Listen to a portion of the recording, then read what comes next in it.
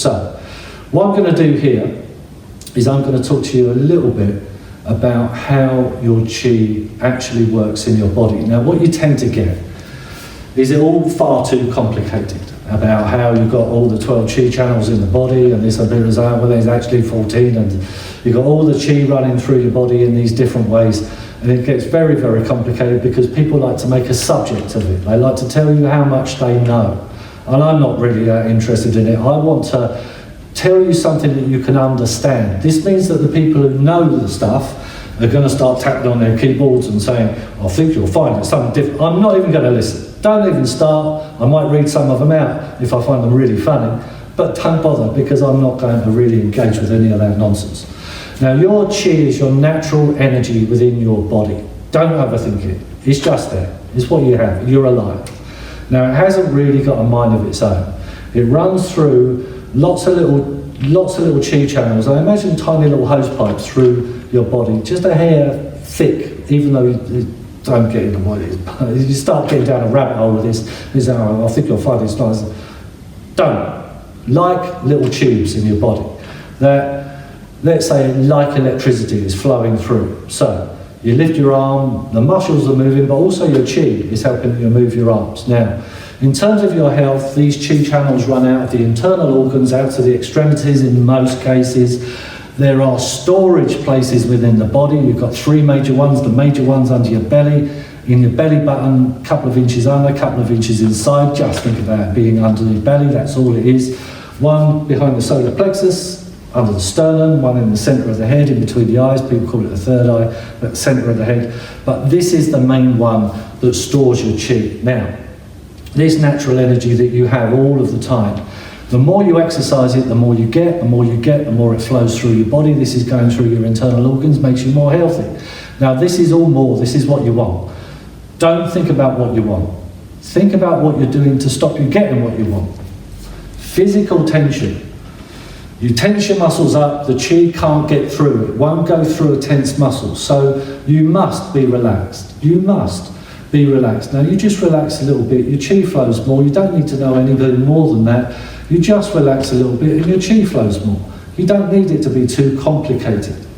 Now, because your chi doesn't have a mind of its own. Let's say, for instance, I'm going to push something. I imagine I'm pushing a car. It's a long time since I've pushed a car, but I've got an imagination. You've got an imagination as well. You can imagine doing something. Now, if you imagine doing something not like it's a picture of you pushing a car, but like you can think you're actually doing it and your whole body comes together.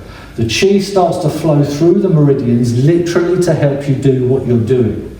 So if you do an exercise where you are continually imagining that you're pushing something, your chi will flow through again and again and again, and it clears those pathways out. You get stronger, you get healthier. For the martial arts, it means you can push people all over the place if you're interested in that.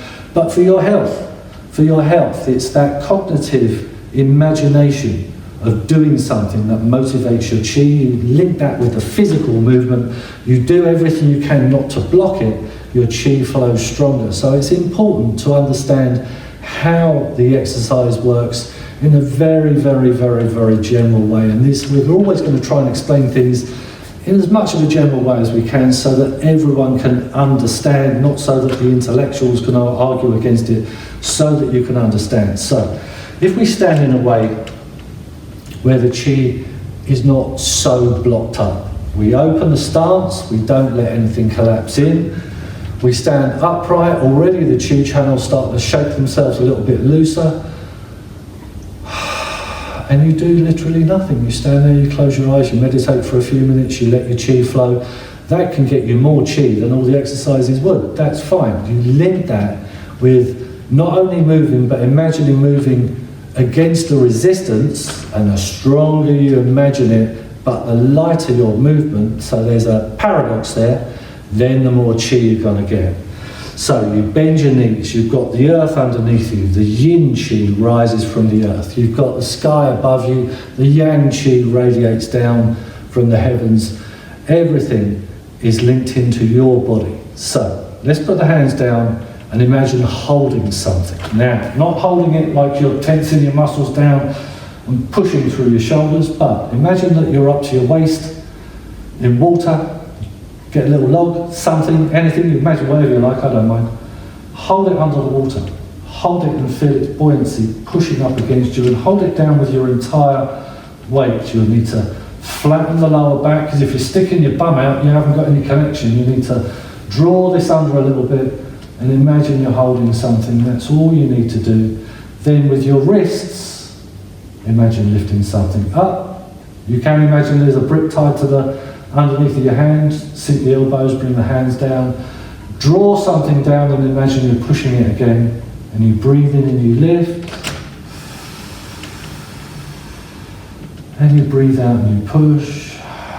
And the chi starts to flow stronger. And the more you imagine, you're really, like there's a sash window, you're lifting it with your wrist, and you get your fingertips on the sill and you draw it down, you get that real strong imagination, you get a real strong chi. Then bring your hands up in front of you, like they're tied with elastic. You breathe in and you open them and you breathe out and you push them in. And you can do this a few times. I'm showing you how to do it. You can do it with the video, but stand there and do it more than I'm showing you when you're doing it at home. That's all you need to do, open and close a few times. Then, to smooth everything out, you gather. Now, if you've got shoulder problems, breathe in up the front, quite a small movement, so you're not lifting up and push down. Or it's exactly the same, nearly the same. Breathe in with a bigger movement, gathering, breathe out, push down. Now it's literally you're gathering your chi and washing it through your body, and it helps to smooth everything out, helps to take all of those imbalances out of the chi system. So you haven't got more in one place than another. You just imagine lifting, you just imagine pushing. So when we do these QiGong exercises, it's important for you to have a clear idea of what it is you're actually doing. Then after you've practiced, you relax, you let the chi sink to this lower battery here, so you close your eyes and you only think of that area as you stand and relax for a minute, 2 minutes. And that's all you need to do. So as we do the QiGong exercises, more awareness means that you're going to be more aware of what's either blocking your chi or is going to create more. So enjoy your practice.